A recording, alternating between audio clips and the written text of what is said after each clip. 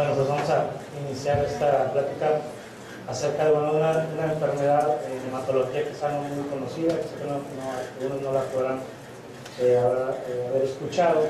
Sin embargo, que es una enfermedad en la cual se ha avanzado mucho en los últimos 10 años y que representa, o para poder entender, para poder mejorar las expectativas en el tratamiento, lo que se ha necesitado, lo que se ha utilizado es que hemos mejorado mucho el conocimiento de la fisiopatología, de la etiología y de cómo diferentes factores actúan. Y principalmente porque esta enfermedad, como vamos a ver, es algo heterogénea, es decir, tiene muchas formas de presentación. No es una enfermedad muy común, está reportado más o menos de 0.13 por 100.000 habitantes por año, es decir, que más o menos en el país puede haber como 150 casos al año. Por aquí ustedes tenemos de 5 años para acá, pues tenemos acumulados 6 casos con esta enfermedad en sus diferentes formas que vamos a conocer. Y bueno, para hablar de la inmunoglobulina policística nocturna tenemos que ver un poco. Esta enfermedad es una enfermedad asociada al complemento. Entonces pues tenemos que ver, bueno, qué es el complemento. El complemento es una parte una parte importante del sistema inmunológico, del sistema de defensas. Sabemos que nuestro sistema de defensas tiene dos grandes grupos de actores, que son el sistema innato, es decir, que actúa independientemente de la agresión que recibe el cuerpo, y un sistema adaptativo que va a montar una respuesta posteriormente específica contra el germen o el agente que esté dañando al organismo. Y dentro del sistema innato, el sistema, digamos, general de defensas, tenemos a los neutrófilos, por ejemplo, a los macrófagos, y a las secreciones de las mucosas, a los anticuerpos que se encuentran en las mucosas, y dentro de ellos también se encuentra el complemento. El complemento lo que es un sistema de proteínas que se encuentran circulando en la sangre, en el plasma, y las cuales habitualmente están inactivas, y estas proteínas, por medio de la interacción con algún antígeno o con alguna sustancia, van a irse activando en forma de cascada, lo cual nos podría recordar un poco a la cascada de la coagulación, ¿verdad? Que son proteínas que están inactivadas y se van activando conforme se activa la siguiente, se va activando en forma de cascada. Y en el complemento tenemos proteínas que están en la parte proximal, es decir, en la parte inicial de la reacción, y en la parte terminal, que es ya cuando va a haber el daño a la célula. En este caso, la intención es que el daño sea a una bacteria. Sin embargo, como vemos aquí, el daño puede ser a las células y va a causar hemólisis, una alteración de este tipo. Entonces tenemos aquí, bueno, que para activar el complemento tenemos 3 vías, una vía alterna, una vía clásica y una vía de lectina. En el caso de la vía alterna, que lo va a activar es un microorganismo que entró al cuerpo. En el caso de la vía clásica, un anticuerpo habitualmente que ya está producido por el sistema de defensas adaptativo. Y la lecitina fijadora manosa, que ya tiene otras características, principalmente porque estas proteínas, estos lipopéptidos pueden estar presentes en las bacterias. Y bueno, inicialmente, si vamos aquí, bueno, habla de C3, C3b, C3a, cómo se van activando las diferentes proteínas. Se produce inflamación, se produce opsonización, es decir, atracción de las demás células inmunológicas, de los fagocitos. Posteriormente, activación de otras proteínas, la C5, etcétera, más inflamación. Y finalmente se forma como un poro. Esta sería la superficie de una célula, por ejemplo, de un microorganismo, y se forma algo que se llama complejo de ataque a la membrana. Y este poro lo que va a hacer es que va a hacer que pues, la célula en cuestión, en este caso hablando de una bacteria, pues empieza a perder líquidos, empieza a perder electrolitos, o le empiezan a entrar electrolitos y la célula muere. Es la forma como el complemento daña, digamos, a las células de manera inespecífica. Lo único que tiene que hacer es activarse y poder unirse a la membrana y va a producir lisis del microorganismo. Este sistema del complemento, para que normalmente no nos pase de que se esté activando contra nuestras células y nos dañe, tiene unos mecanismos de regulación. Principalmente dentro de los mecanismos de regulación están unas proteínas que se llaman CD55 y CD59, que son aquí esta, por ejemplo, la CD55 principalmente, 59 y la CD55, que estas proteínas aquí estarían representadas por proteínas que lo que van a hacer es impedir que se forme el complejo que se forme el poro en las células normales, y es la manera como nos defendemos de nuestro mismo sistema de defensas, en este caso de la parte que corresponde al complemento. y entonces las personas que padecen esta enfermedad lo que tienen es que estas proteínas, tanto la CD55 como la CD59, no se forman de manera adecuada, y lo que va a pasar es que va a causar hemólisis de los glóbulos rojos principalmente, aunque también daña a los glóbulos blancos y a las plaquetas. De manera entonces que estas proteínas CD55 y CD59 van a actuar sobre estas otras proteínas del complemento y las van a inhibir para que no ocurra la activación dentro de las células normales. Cuando tenemos aquí las proteínas CD55 y CD59 estarían representadas por estas, este sería un eritrocito, por los circulitos verdes, y entonces impiden que el complemento ataque a la membrana. Cuando no tenemos estos, entonces el complemento puede dañar al glóbulo rojo, el glóbulo rojo se va a romper y se va a producir lo que se llama hemólisis. Lo mismo va a pasar principalmente también con glóbulos blancos y plaquetas. Entonces, ¿a qué nivel va a ocurrir esta alteración? Bueno, la alteración en el caso de la hemoglobina paroxística nocturna ocurre a partir de, en esta pirámide, digamos, aquí tendríamos donde empiezan las células madre, los stem cells, células madre hematopoyéticas, y conforme van creciendo se van diferenciando hasta formar ya las células maduras de la sangre, ¿verdad? Que son todas estas. Aquí al inicio, en la médula ósea, una célula madre que empiece a estar alterada, que tenga deficiente estas proteínas, empieza a formar algo que se llama expansión clonal, es decir, que esa célula empieza a producir muchas células igual a ella, con la misma alteración, y va a formar parte, digamos, de la médula ósea. Va a haber por ahí unas cuantas inicialmente células madre con este defecto, que va a ser la clona de células que se llaman HPN positivas o positivas a hemoglobina paroxística nocturna, y el resto pues van a ser sanas, y aquí va a iniciar una competencia entre las células sanas y las células enfermas por ser las que van a poblar la médula. Dependiendo de quién gane esa competencia, la enfermedad se va a poder presentar o no, y en sus diferentes formas, dañando, digamos, aquí todas estas células. En teoría podrían estar algunas sanas, pero si vemos aquí hay unas que tienen el defecto, ya se empiezan a mezclar, donde empieza la clona de células a alterarse, a estar enferma. Y bueno, aquí en México recientemente se han hecho estudios importantes. El grupo más grande en esta enfermedad es un grupo de Mérida, dirigido por el doctor Hernán Góngora, y ellos hicieron en 2015, publicaron un consenso mexicano para tratamiento, para tener, digamos, unas guías de cómo manejar esta enfermedad, que si bien es rara, pues cuando se presenta, si podemos ver la literatura o los libros, existen muchos tratamientos, normalmente cuando muchos tratamientos son enfermedades porque ninguno es totalmente efectivo, y es lo que ocurre de manera inicial con esta enfermedad. Y como dice, es un padecimiento que deriva de la expansión de clonas de células madre hematopoyéticas que tienen una mutación. Actualmente ya sabemos que es una mutación en un gen que se llama PIK-A, que significa de la glucosa fosfatidilinositol, que significa que es una proteína que se requiere para pegar este circulito verde que decíamos, esta proteína, en las membranas de la célula. Cuando tenemos deficiente este gen, no se produce esta proteína que necesita la célula para poder pegar esa bolita verde que la defiende, y entonces las células no la van a tener, las células enfermas.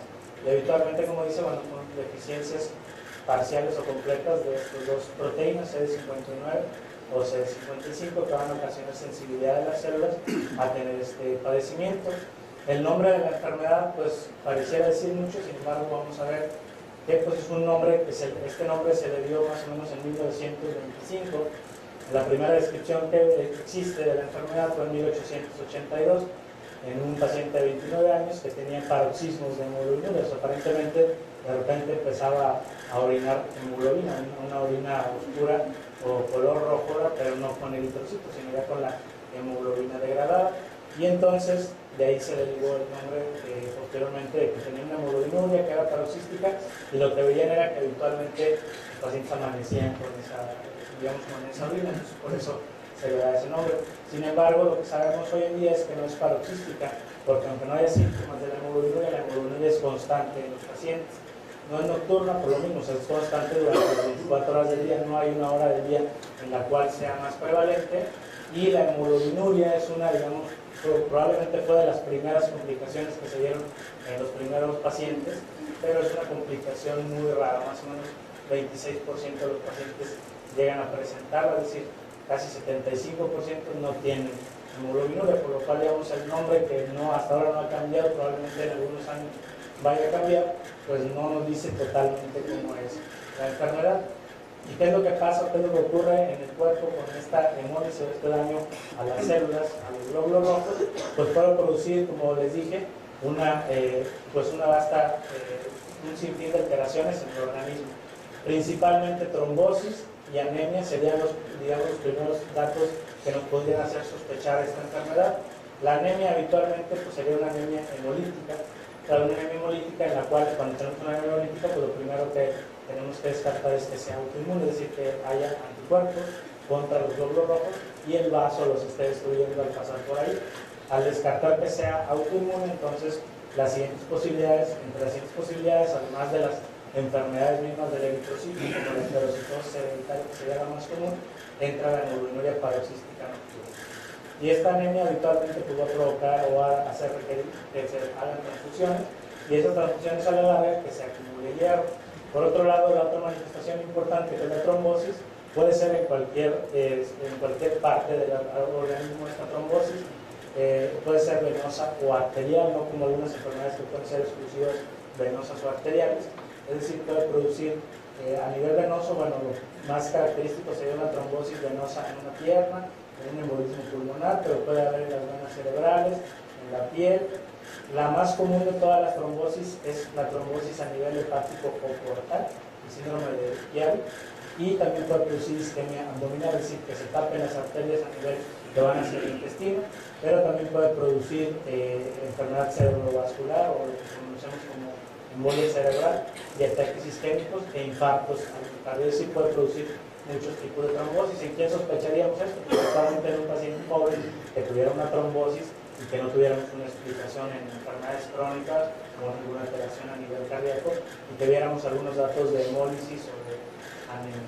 También puede producir enfermedad renal crónica que puede llevar a la insuficiencia renal con diálisis y más anemia secundaria al problema renal. Aquí la enfermedad renal principalmente se da por alteraciones a nivel de la circulación o de la microcirculación renal, porque produce vasoconstricción y también produce la hemosiderosis, acumulación de hierro dentro de los glóbulos renales. Puede dañar también el cerebro, hígado de otras formas diferentes y por la misma alteración que produce en la circulación, que vamos a ver, puede producir hipertensión pulmonar, que puede llevar a disnea, disfunción cardíaca. Habitualmente los pacientes con hemoglobinuria paroxística nocturna pueden tener 10, 11 de hemoglobina y habitualmente requieren mucho más fatiga que la que requeriría un paciente con otra causa de su anemia, y esto se sugiere que está dado por estas alteraciones pulmonares, y si el pulmón no funciona igual que en los pacientes que, aunque tengan anemia, no tienen la enfermedad. Y bueno, otras alteraciones, principalmente disfagia y disfunción eréctil, por las alteraciones que puede producir en el músculo liso. Actualmente sabemos que todas estas alteraciones de la anemia y la hemólisis hacen que los pacientes con esta enfermedad tengan hemoglobina libre circulando en la sangre. Habitualmente la hemoglobina nunca está libre en el plasma o son cantidades mínimas, la hemoglobina está dentro de los glóbulos rojos y no tiene contacto con el endotelio o con las células que forman la pared de los vasos sanguíneos. Al tener ese contacto, esta enfermedad produce que se bajen mucho los niveles de óxido nítrico en estas células y produce vasoconstricción, produce mayor agregación de las plaquetas, porque el óxido nítrico no depende de esto, y eso puede ser la causa también al disminuir la capacidad de distensión de los vasos sanguíneos, de la disfunción eréctil, y al alterar la función del músculo liso de la disfagia, ¿no? o disminución de la capacidad para debilitar. Entonces tenemos que la hemoglobinuria paroxística nocturna es un padecimiento clonal del tejido hematopoético y que habitualmente es secundario a una mutación somática a nivel del gen PIK que estábamos mencionando. Esta mutación es adquirida, no es de nacimiento, y esto lo que va a ocasionar, como dijimos, es una síntesis defectuosa de una molécula que se denomina GPI o glucosylfosfatidilinoxitol. Esta molécula es necesaria para que el CD55 y el CD59 se unan a las membranas de los glóbulos rojos, de los glóbulos blancos y las plaquetas principalmente, e impida que el complemento le produzca un daño anormalmente. Como mencioné, el complemento a quien le daña es a las bacterias. Y bueno, ¿cómo es que esta digamos, inicialmente una o dos células madre en la médula ósea empiezan a proliferar y ganarle, digamos, a las normales, pues no se sabe totalmente. Se cree que se habla de un escape del ataque inmune, en el cual las células HPM tienen lo que denominan ciertas ventajas en el crecimiento y supervivencia en relación a las normales. Esto dado también porque al ser deficientes de esta proteína, lo que les da, al ya ser células maduras, les da mayor sensibilidad a la destrucción por el complemento. En la etapa de células madre les da una ventaja contra las células normales. Y todas estas alteraciones van a hacer que la hematopoiesis o la producción de glóbulos rojos normal esté deprimida siempre en estos pacientes. Y se considera que una condición preexistente va a poder estar ahí viviendo la hematopoiesis normal, que va a tener poco o ningún efecto en la clona o en las células que están enfermas con la enfermedad de HPM. Y esto entonces es lo que se dice que hay una ventaja biológica, porque al no tener estas proteínas fijadas por la GPI van a escapar de esta inhibición inmunológica que se le da a las células normales. Y entonces las clonas ya preexistentes con la mutación van a poder empezar o van a mantener primero la hematopoiesis, pero después van a causar una enfermedad. Entonces, a grandes rasgos, lo que tenemos en esta enfermedad, para que vean todas estas manifestaciones, es que hay un daño inmunológico al tejido hematopoyético sano. Esto va a hacer que la hematopoiesis normal empiece a ser ineficaz, y la hematopoiesis anormal, es decir, las células enfermas, van a empezar a expandir su clona con la mutación, y esto de alguna forma le va a permitir una selectividad, de manera que el cuerpo, en lugar de ir contra las células anormales, va a ir contra las normales, y va a permitir que las enfermas empiecen a producir más alteraciones. ¿Qué es lo que va a producir? Principales manifestaciones: hemólisis, que es la destrucción de los glóbulos rojos aumentada, y trombosis, la formación de coágulos, ya dijimos que en cualquier parte del organismo. Y la hematopoiesis ineficaz pues puede ser de dos tipos, principalmente cuantitativa, es decir, cuando hay pocas o empieza a haber pocas células madre en la médula ósea, que se denomina esta enfermedad aplasia, y cualitativa, es decir, cuando sí hay buena cantidad de células pero no funcionan de manera adecuada, que es la mielodisplasia, ¿verdad? Estas dos pueden ser las principales manifestaciones de la enfermedad, y vamos a ver que esto va a hacer que se clasifique en enfermedad, digamos, que puede producir aplasia, que en este estudio que hicieron el grupo de investigación de Mérida, bueno, coordinado con otros grupos del país, pero dirigido por el doctor Góngora, 70% del 44% de los pacientes se presentan con aplasia. ¿Cómo se presenta un paciente con aplasia? Bueno, se presenta con anemia, habitualmente una anemia severa, entre 6 y 7 de hemoglobina, glóbulos blancos bajos, por debajo de 1500 a 2000, y plaquetas bajas, por debajo de 50 a 30.000. Esa sería la presentación más común de la enfermedad. En segundo lugar, estaría la forma hemolítica, ¿verdad? Entonces, la forma hemolítica sería pues, con anemia.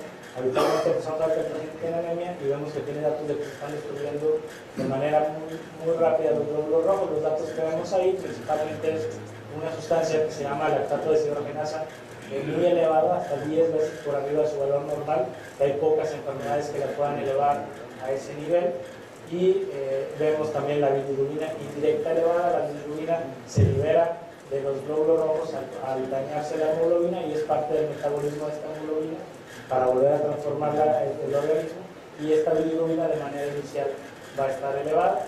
Y ya bueno, el 37% en forma de mielodisplasia, es decir, sus pacientes pueden tener también un poco de anemia, glóbulos blancos y plaquetas bajas, pero no tan severas como los que tienen aplasia, y un porcentaje bajo, un 2%, 3%, se van a presentar principalmente con trombosis. Esa sería la forma como se presenta o clasifica la enfermedad. En este mismo estudio que hicieron en el grupo de Mérida, vemos que han seguido siguiendo la sobrevida de estos pacientes, y dependiendo del subtipo de enfermedad, de la sobrevida que pueden tener, aquí vemos más o menos a 280 meses cuál es la sobrevida. Vemos que la enfermedad que se presenta con hemólisis es la que tiene menos daño al organismo, es la que hay mayor sobrevida, casi de un 90%, y vemos como los que tienen mielodisplasia llegan a un 70% hasta vivos a 5 años, perdón, a 10 años, y los que tienen aplasia, pues una cantidad más baja, 40%. Esto en los últimos 10 años, como mencionaba, ha cambiado con los nuevos tratamientos, que ahora lo vamos a mencionar, y la sobrevida de ser de un 65% promedio ha subido hasta un 95% de estos pacientes, además también de que ha mejorado mucho la calidad de vida. Y bueno, aquí dentro de los datos que es importante, ha sido importante medir es qué tipo de pacientes o cuáles de estas diferentes presentaciones tienen más frecuentemente hemoglobina libre en la sangre, como había mencionado. Y si vemos, bueno, el 100% de las hemolíticas o de las trombóticas tienen hemoglobina libre en sangre, las mielodisplasias y las formas aplásicas tienen un poco menos de esta hemoglobina libre. ¿Y por qué es importante ver la hemoglobina libre? Bueno, porque causa la mayoría de los daños que genera la hemoglobina paroxística nocturna, que es a partir de la depresión del óxido nítrico.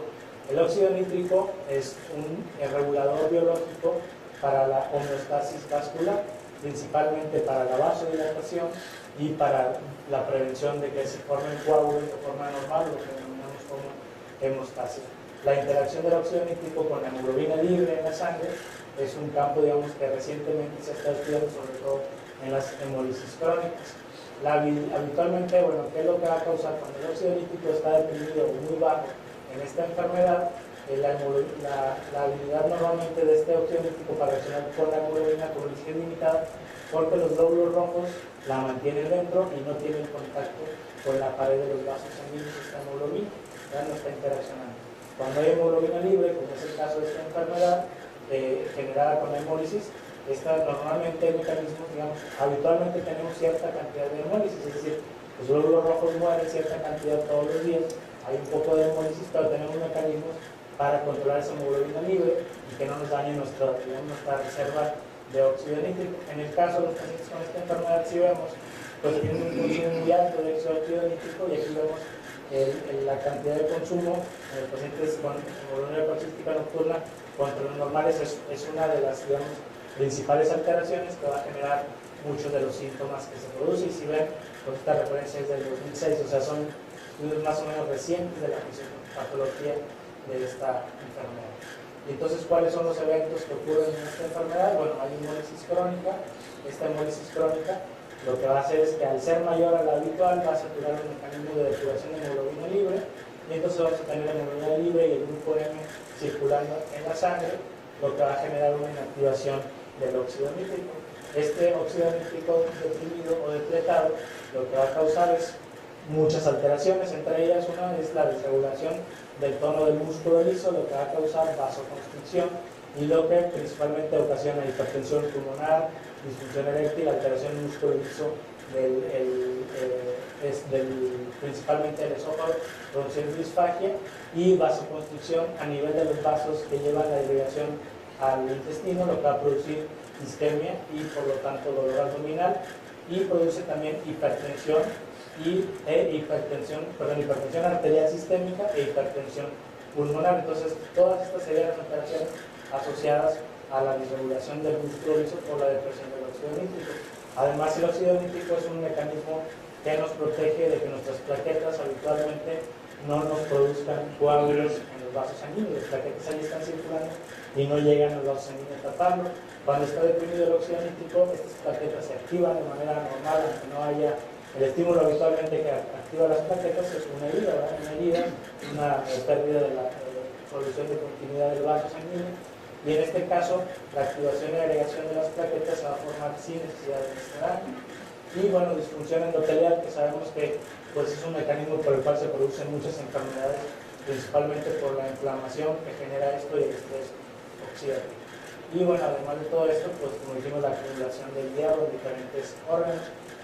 Y bueno, entonces de esa manera es como la enfermedad va a producir estas alteraciones. Aquí bueno, nuevamente vemos la de la clasificación.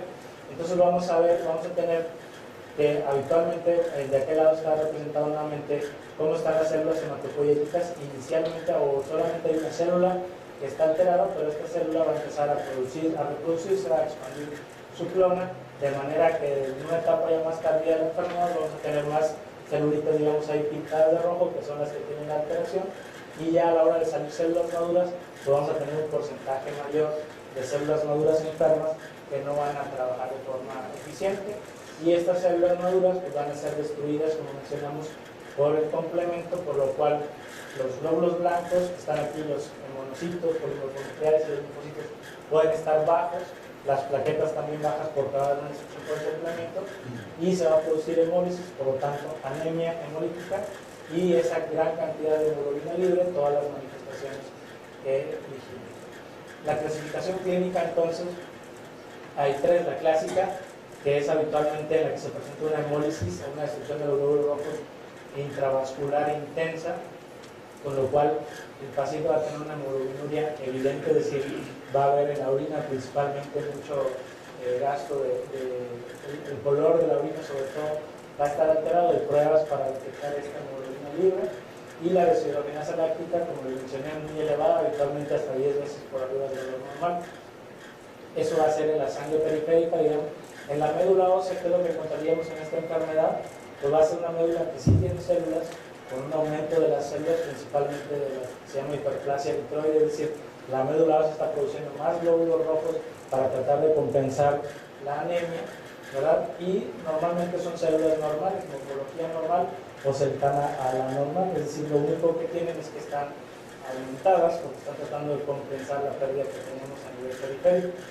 Y hay un estudio específico que se llama citometría de flujo, que lo que nos sirve es para detectar alteraciones, digamos, ya a nivel molecular, en este caso en las células de la médula ósea, y lo que vamos a encontrar en esta citometría es que más del 50% de la población polimorfonucleares o de neutrófilos van a estar deficientes en las proteínas ancladas, es decir, van a ser enfermas con la HPN. En la HPN clásica, entonces lo que vamos a tener es mucha hemólisis, y al hacer la citometría de flujo, una cantidad muy importante de células con la enfermedad activa. En el caso de la otra, que es los síndromes de falla medular, que sería la otra clasificación, en esto puede haber, como mencionamos, aplasia o mielodisplasia. Entonces, estos pacientes no van a cursar con una hemólisis intravascular tan amplia como ocurre en la clásica.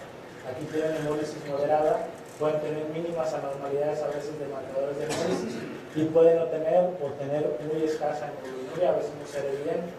La médula ósea, en este caso, como son síndromes de falla medular, pues iba a tener un síndrome de falla medular, que puede ser aplasia, en la cual vamos a ver menos del 30% de células en general en la médula, incluyendo las células madre, o mielodisplasia, en la cual podemos ver una cantidad normal de células, pero células que vamos a ver que su morfología no es normal y no están madurando de manera adecuada. Y la citometría de flujo dice, bueno, puede ser variable, pero habitualmente las células que tienen la alteración van a ser menos de 10%, y eso nos explica por qué en este tipo de enfermedad la hemólisis no es tan severa. Es decir, en estos casos la depresión de óxido nítrico no sería tanto la causante de los síntomas del paciente, sino habitualmente la alteración o falla medular, es decir, la anemia o la aplasia. Y en el caso de la subclínica, que sería la otra tercera parte de la clasificación, puede no haber evidencia clínica o incluso bioquímica de hemólisis intravascular, si un paciente que no tiene hemólisis, pero podemos tener a veces evidencia de algo de síndrome de falla medular, y al hacer la citometría de flujo podemos encontrar, digamos, una cantidad baja de estas células deficientes. Habitualmente aquí, bueno, se considera que muchas veces la subclínica más bien es una flora que surge después de la enfermedad que está causando el síndrome de falla medular, más que ser la forma inicial de la enfermedad. Y bueno, en el tratamiento de la hemoglobina paroxística nocturna, habitualmente el tratamiento ha sido, bueno, las transfusiones a requerimiento, y tratar de disminuir la hemólisis cuando hay una hemólisis importante. En este caso, los esteroides, la prednisona, la metilprednisolona, han sido tratamientos que logran en algunos pacientes disminuir de alguna forma la hemólisis, sin embargo no han sido altamente efectivos. Pueden a veces controlar un poco la enfermedad, pero no digamos de manera muy eficiente, y a veces es temporal. Otros tratamientos que se han utilizado son inmunosupresores, como la ciclosporina. Sabemos actualmente que las enfermedades, los síndromes de falla medular, son enfermedades que tienen un fondo autoinmune, entonces estos tratamientos han logrado controlar sobre todo las fases que son aplásicas o en forma de mielodisplasia. Sin embargo, el tratamiento ya, como dije, más o menos de 10 años para acá, que cambió o ha cambiado la historia natural de la enfermedad y las expectativas gracias al conocimiento, ha sido un anticuerpo monoclonal que se llama eculizumab, que es un anticuerpo monoclonal dirigido contra la proteína C5. Si recuerdan, mencionamos ahí o pusimos un esquema del complemento, donde en las etapas iniciales está una proteína que se llama C3.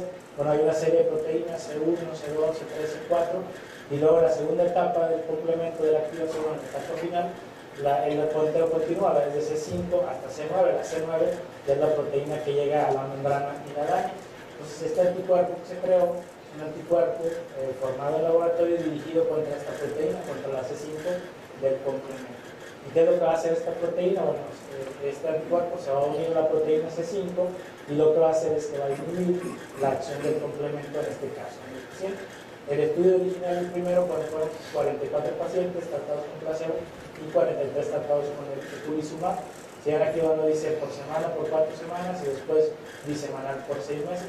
Actualmente el tratamiento que se usa, bueno, sigue siendo este mismo, con la diferencia, digamos, que no son 6 meses. Habitualmente el tratamiento hasta ahora se da de forma indefinida. Y entonces este medicamento que se llama Solidin lo que hace es que bloquea el complemento terminal. Aquí, bueno, lo que hace este anticuerpo es que va a bloquear esta proteína y ya, digamos, no se va a formar el resto del complejo de ataque a membrana del complemento. Entonces se va a unir con alta afinidad a la C5 y va a bloquear la actividad. Las funciones proximales del complemento, que son la del C3A, C3B, van a continuar intactas.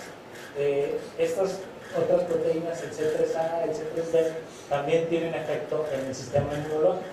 Lo que han visto normalmente los pacientes que reciben tratamiento con este medicamento es que ahora lo que llegan a tener a veces es hemólisis, pero ahora mediado por el C3B principalmente, lo que se llama hemólisis extravascular. En este caso la hemólisis ahora se produce en el vaso, habitualmente en menor cantidad que la que se estaba produciendo con la C5 presente. Y ahí muchas veces cuando la hemólisis sigue siendo importante, lo que se puede hacer como un segundo tratamiento es quitar el vaso o una esplenectomía, porque el vaso es el encargado de eliminar los glóbulos rojos que estén marcados con esta proteína denominada C3B. Y bueno, los estudios clínicos con Solidin, bueno, inicialmente empezaron en 2004 y lo primero que vieron fue tratar de disminuir la hemólisis. Existieron estos dos estudios y bueno, evaluaron principalmente la seguridad a largo plazo y la eficacia en el efecto tanto de la trombosis como la hemólisis, ¿verdad?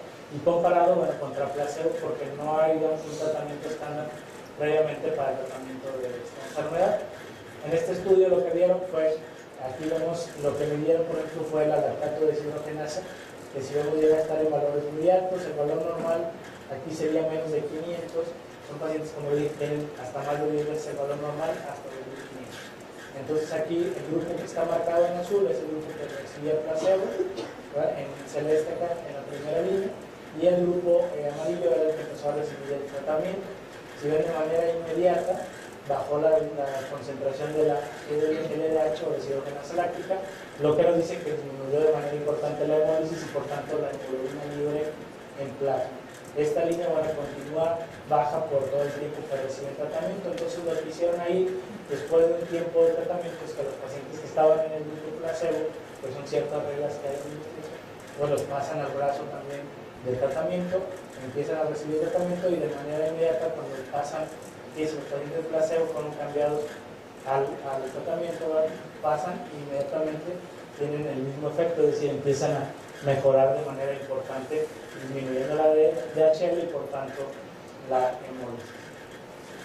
Entonces vemos también qué más disminuyó, bueno, los eventos de trombosis y de formación de coágulos en los pacientes antes del tratamiento y con el tratamiento, pues bajó de manera importante de 39 a 13. Y aquí, bueno, en el caso de la trombosis en los pacientes con hemoglobina nephroxística nocturna no está indicado, no está sugerido dar profilaxis con algunas otras enfermedades de la coagulación. Estos pacientes habitualmente se tratan o se anticoagulan una vez que llegan a tener algún evento trombótico. Y si vemos entonces, pues bajan bastante con el tratamiento con Solidin. Y luego viendo la supervivencia, lo que les mencionaba, la supervivencia fue del 97% a 3 años y así se mantuvo durante todo el tratamiento, ¿verdad? Comparado, digamos, con los controles previos que eran de supervivencia de 65% a 5%. Este tratamiento pues sí ha cambiado mucho la historia de la enfermedad. Primero, bueno, en cuanto a hemólisis y en cuanto a mortalidad.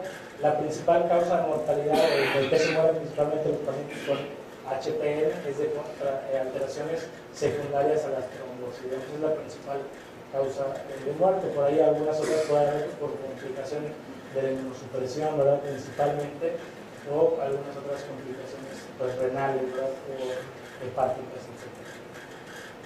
Entonces, ¿qué es lo que ocurre ya cuando está el tratamiento? Aquí arriba estaría representada la CD55 y la CD59, que dijimos que son las que están defectuosas en una célula con la hemoglobina nephroxística nocturna. Aquí están normales. Entonces se activa el complemento. ¿Por qué se activa el complemento? Por una infección. Una infección en la bacteria activa el complemento y estas células que están sanas están protegidas por esas dos proteínas, de manera que el complemento no se liga al eritrocito y no hay hemólisis.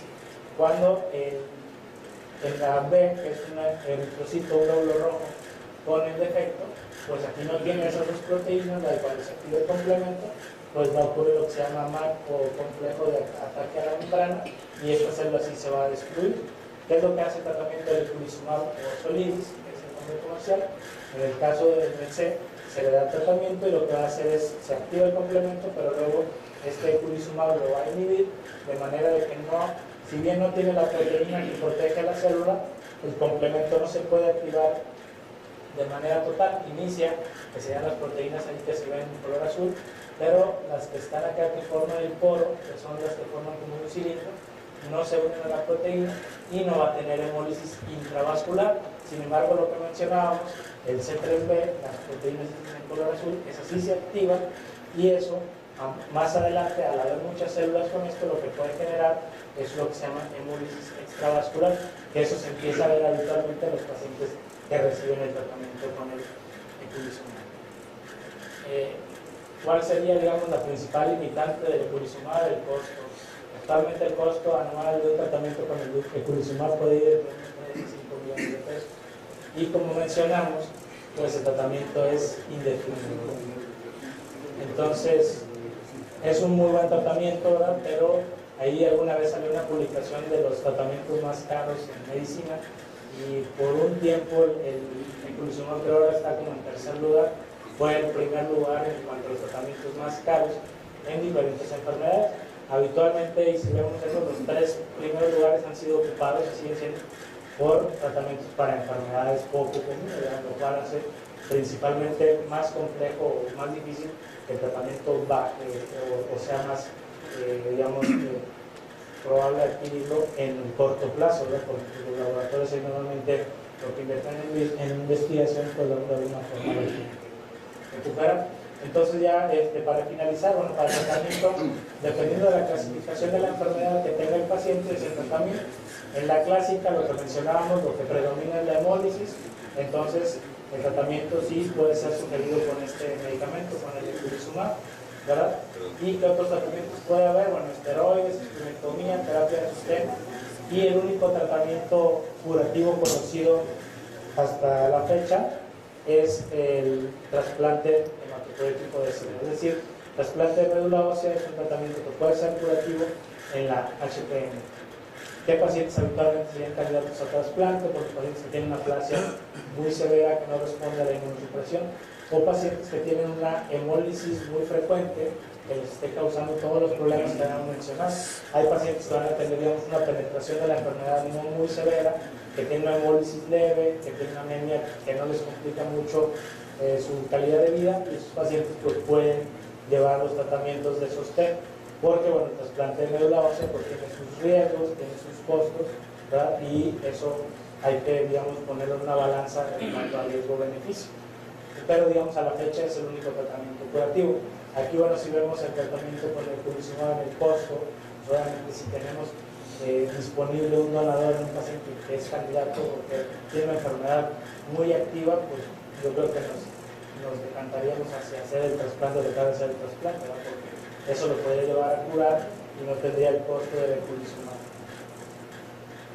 En el caso de la HPN asociada con síndrome de falla medular, como dice aquí, como no tienen tanta hemólisis, no tienen tanto daño o tantos síntomas por la hemólisis, el tratamiento se enfoca básicamente a si es una aplasia o una mieloditasia, es lo que hay que tratar, habitualmente transfusiones, medicamentos para tratar de aumentar la producción de plaquetas de glóbulos rojos, o tratar de disminuir la destrucción en el caso de la aplasia con inmunosupresores, es lo que habitualmente se puede dar.